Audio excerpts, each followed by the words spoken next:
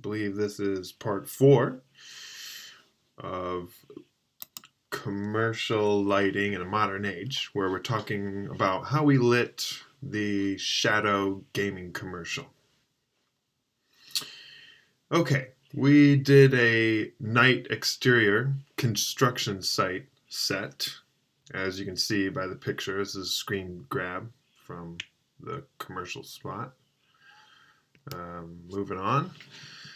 So here's the lighting plot of this particular set that we lit.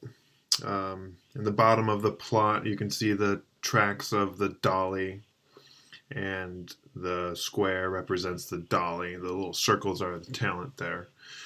Mostly, as you can tell in the reference image there, it's silhouetted as far as the talent. We didn't really light talent at all for this set. It was all about lighting the background of the set and breathing life into the set and seeing pieces of the set at night. So what we ended up doing, let's start in the way background there. We had a 1200 PAR HMI backlighting fog or smoke. It was fog, I guess you would call it. It's from a fogger. It wasn't a hazer, it was a fogger, Roscoe fogger, which is a pretty impressive instrument. It sprays out a bunch of fog, especially on a night exterior. We did this in the Bay. I believe this was in Oakland. So we're close to the water, air currents blowing the fog all over the place. But it still held its own, as you can tell from the image. There's plenty of fog there. And, fog works the best when you backlight it. So we put that 1200 PAR really deep into the set and put the fogger next to it and kind of prayed to the wind gods that the wind would blow in the right way so that it would look interesting. The next, we had a SkyPanel S60, as you can tell over here, in between some of these stacked up, I believe they're truck chassis that carry shipping containers.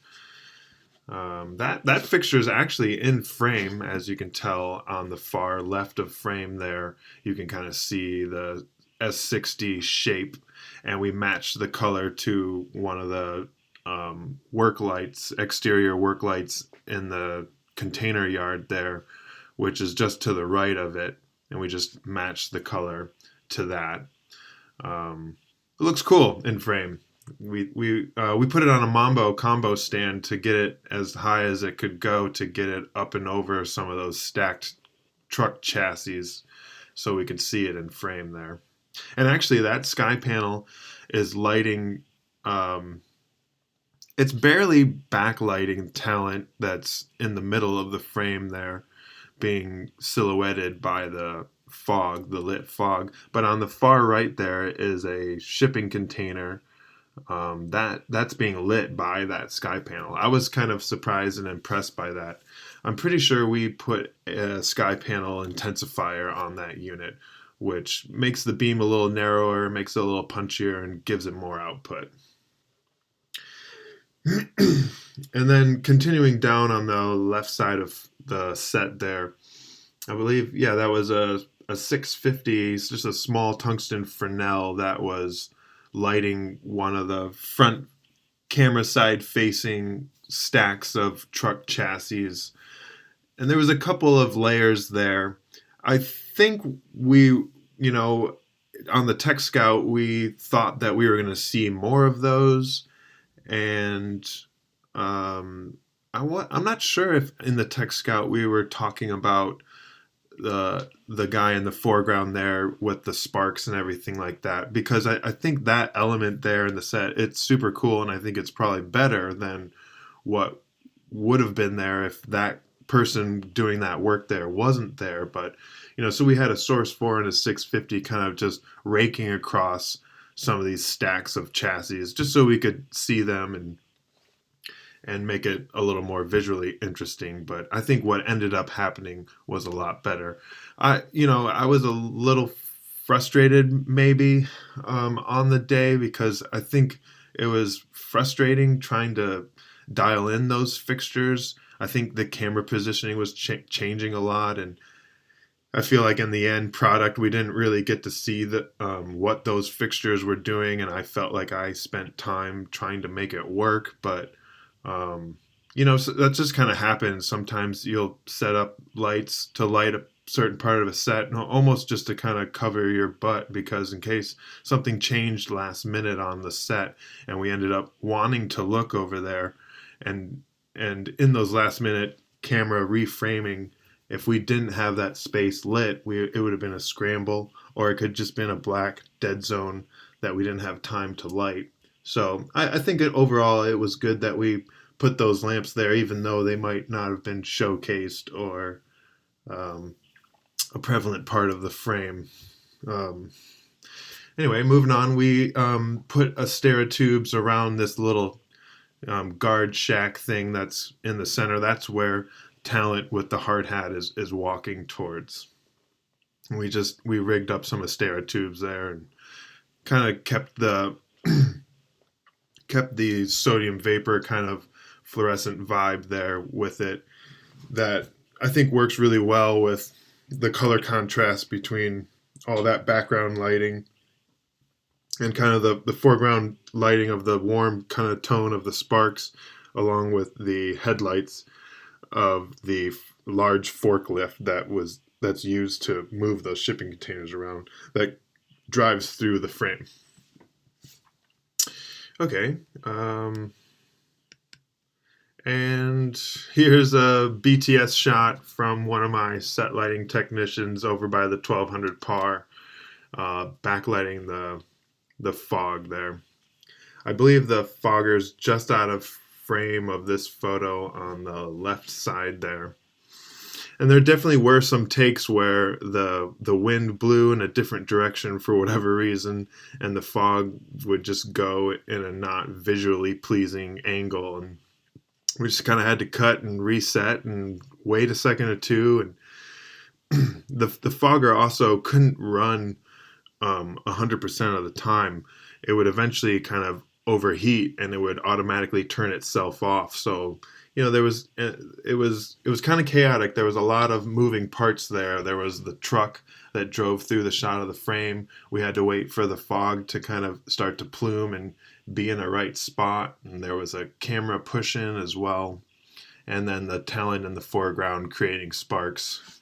All those elements kind of playing together, getting it right and getting the timing, choreography of everything right. It takes time. Let's see, moving on. So that exterior construction site set, as well as this interior construction site set, was on the same day, which was the second day. This was the last set that we lit that day. We had done another set in between the exterior and interior construction sites. We'll go over that in the next video. It's the bus set. But this was the last set that we lit. A guy playing games inside on his lunch break, and there's his buddy watching him. Okay, let's move on and talk about more lighting from the plot here. So the establishing shot is kind of a wider shot of on the Fisher 10, kind of a slow push-in, I believe it was. As you can see in the diagram there.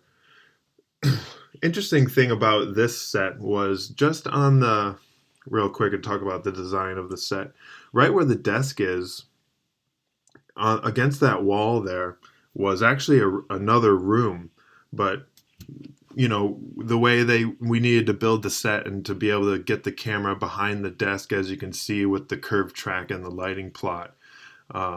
They wanted to put the desk in a certain spot there, but that desk is actually like right in front of another door. So art department made a fake wall, and they basically walled off that smaller office and put up that board with all the papers on it, and just it looks beautiful and seamless. You would never, looking at the spot, you would never think that there was actually another room there. It's just the magic of movie making and all the mountains that art department moves to make everything happen and look right. It's pretty neat. But just speaking of art department, real quick, we have some practicals here in frame. That is the motivation for a lot of our lighting here, and it actually is lighting our talent. There's kind of a continuing that vibe of the fluorescent kind of sodium vapor, cool white kind of look. There's a small fluorescent lamp on the desk there, as well as a tungsten practical lamp there. That those two colors kind of mix into a more neutral tone on the talent's face, as you can tell in the close-up, which is nice. Let's see, what else did we do? Real quick, talk about the interior before we go out to the exterior lighting. Oh, there was some fluorescent overheads in the set, and we had taken the tubes out and rigged Astera tubes in them. As you can tell in the plot there, just kind of in the corner, top left corner of the room, which is, and I believe the grips put a skirt, some blackout material that they skirted the fluorescent fixtures that we put Astera tubes in there, and you can see the cut on those lockers in the background there. The cut's a bit hard, but I think it's better than it just being a wash of stuff. And it's just time is always of the essence, and you can't always tweak everything to perfection. But I definitely think it looks much better than if that cut wasn't there. The cut's kind of in line with the rays of light coming through the window, which is kind of cool. It kind of gives it this symmetry there. There's a practical in the background too. Those practicals, they're just create interest and color separation from kind of the cooler fluorescent lighting going on inside there. Let's see, what else did we do? Oh, we motivated the overhead light from the ceiling where we put the Astera tubes. We rigged into the ceiling more Astera tubes and Kino housings. Let's see, I think you can see my mouse here. Right here, this fixture was a 4x2 with Asteras in it, Kino housing, and that pushed a far side kind of key onto our construction worker that's standing up in the close-up shot. He's standing up there eating his lunch over the main talent's shoulder, watching him play games. So the fixture that's inside the ceiling, is kind of lighting the background in general, and then our Astera Kino housing unit is actually lighting talent there. And then there's another one, a 4x2 fixture with Astera tubes in it, that's right above the fluorescent fixture or practical that's on the desk. You can see it lighting the top of talent's head in the wide shot there. And also the guy, he eventually sits down and scoots up closer, engaging into the gaming. He also kind of gets far side keyed from that fixture as well.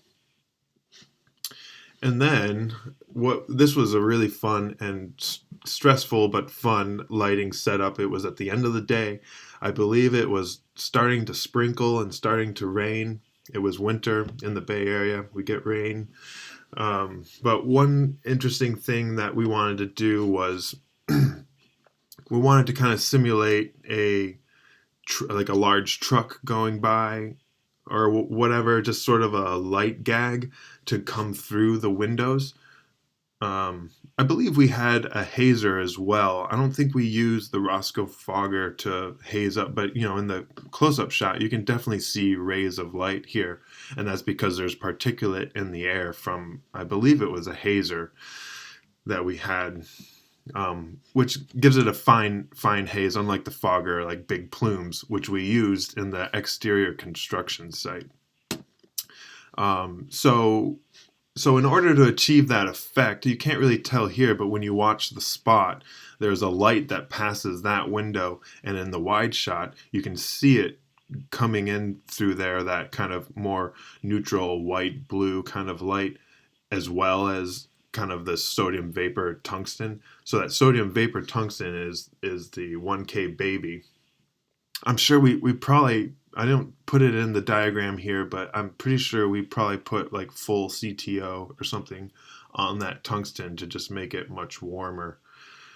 And I'm pretty sure the color temperature in the camera was probably around 4100, allowing the HMI to kind of go a little more blue at 56K, and then the tungsten at 27 to 3200, making it a little warmer. But we wanted that sodium vapor to be even more warmer, so we added more warmth to the unit.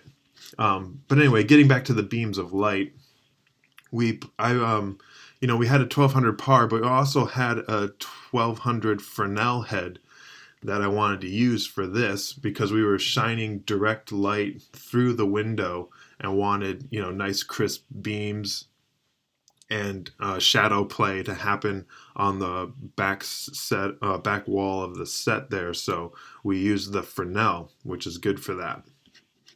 And we put it on a doorway dolly, and I had an electric push the doorway dolly as well as an electric on the dolly, lamp opping the lamp, because we had to pan the lamp.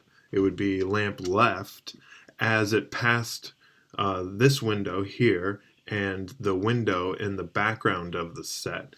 Because if we just kept it at a fixed position and pushed it past the second window deeper in the set in that small office there, it wouldn't have given us a dramatic of effect, as you can see in the wide shot there. So yeah, that's pretty much what we did. Oh, and we have these big negatives. I think there were like 2 8x solids and a couple of floppies to just kind of help stop any light coming from camera side to really give it the contrast. The contrast here, as you can tell in the close-up shot. And we had curve track, and we used the Fisher 10 for both of these, and the camera kind of wraps around the desk to kind of build that excitement and energy throughout the piece. We were so slammed, and I just unfortunately did not have time to take many BTS. And I was actually directing, we were doing this all at MOS, so I was directing the lighting over walkie, as far as the lighting technicians controlling the light, the 1200 Fresnel on the dolly. There they are, standing by, waiting to go again. All right, and so that's it for this video. The next video we'll look into another scene that we shot, which was an interior bus, poor man's process style. See you on the next one. Thanks for watching.